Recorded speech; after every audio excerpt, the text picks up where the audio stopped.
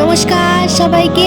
আর আমি কিন্তু আজকে চিকেনের একটা রেসিপি শেয়ার করছি, যার নাম কিন্তু চিকেন মুগলাই মশালা রেসিপি। এটা কিন্তু নামটাও যেরকম সুন্দর আর খেতেও কিন্তু সেরকমই টেস্টি হবে। তো চলো তোমাদের সাথে আমি রেসিপিটা খুব তাড়াতাড়ি শেয়ার করি। তো ফার্স্টে আমি চিকেন নিয়ে নিয়েছিলাম, আর তার মধ্যে নিয়েছিলাম কিন্তু নুন, হলুদ, কাশ্মীরি গুঁড়ো লঙ্কা আর আদা আর রসুনের পেস্ট দিয়েছিলাম।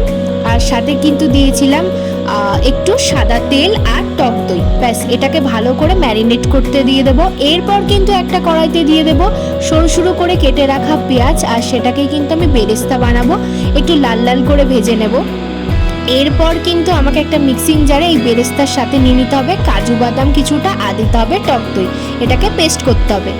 এরপর প্যানে নিয়ে নেব কিন্তু সর্ষের তেল, আর এখানে ফোড়ন দেবো কিন্তু জিরে ফোড়ন, সাথে এলাচ, লবঙ্গ, দারচিনি। আর এটাকে ফোড়ন দেওয়ার পর দিয়ে দেবো যে ম্যারিনেট করা যে চিকেনটা আমি রেখে দিয়েছিলাম, সেই চিকেনটাকেই আমি এর মধ্যে দিয়ে 5 মিনিট ভালো করে ফ্রাই করে নিতে হবে। আর তারপর কিন্তু এখানে আমি কিছু গুঁড়ো মশলা অ্যাড করব। তার জন্য দিয়ে দিলাম কিন্তু হলুদ গুঁড়ো, লঙ্কার গুঁড়ো, ধনিয়া গুঁড়ো, জিরের গুঁড়ো আর চিকেন কারি মশলা। আর দিয়েছিলাম এখানে একটু লাল লঙ্কার গুঁড়ো, যেটা আমি এখানে তোমাদের দেখাতে ভুলে গেছি। আর তারপর এটাকে ভালো করে একটু 5 মিনিট ফ্রাই করার পর যে পেস্টটা করে রেখেছিলাম বেরেস্তা কাজু বাদামের, সেই পেস্টটা ভালো করে দিয়ে দেবো। আর তার সাথে দিয়ে দেবো একটু জল, খুব একটা বেশি জল ইউজ করব না। আর তারপর কিন্তু দিয়ে দেবো ফ্রেশ ক্রিম। আর এটা দেওয়ার পর কিন্তু আমি 5 মিনিট একটু ঢাকা দিয়ে রেখে দেবো এটা ফোটার জন্য।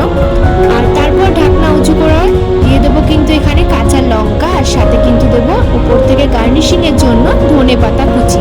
ব্যাস একদম রেডি কিন্তু আজকে আমাদের চিকেন মুগলাই মশালা রেসিপি। তোমরা কিন্তু অবশ্যই একবার ট্রাই করো, এটা পুরো অন্যরকম ভিন্ন স্বাদ।